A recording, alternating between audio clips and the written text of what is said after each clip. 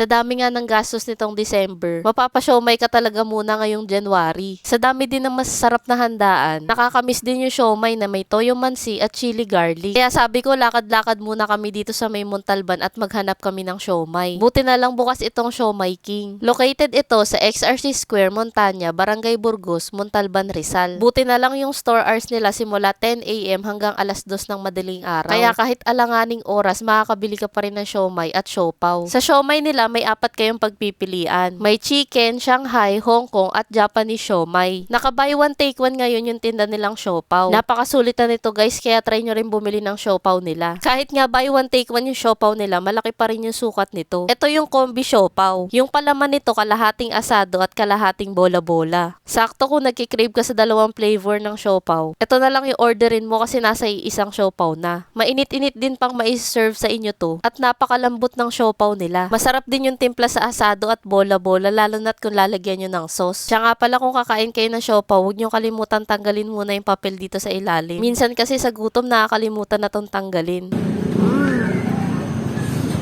Sarap. Sa isang order naman ng siomay, meron itong 5 piraso. Yung chili garlic nila hindi ganong kaanghangan. Kaya huwag kayong matakot palagyan yung siomay nyo kasi nakakadagdag din to sa sarap. Kaya kung nagkikrave ka rin sa siomay, huwag nyo kalimutang daanan itong Siomay King dito sa may Montana, Barangay Burgos, Montalban, Rizal. At shoutout nga po pala kay Kuya, naka-follow dito sa page at binigyan kami ng siopaw. Grabe, thank you so much po. At para updated pa kayo sa mga dadayuhin namin dito sa may Montalban, huwag niyong kalimutang i-follow ang aking mga social media accounts.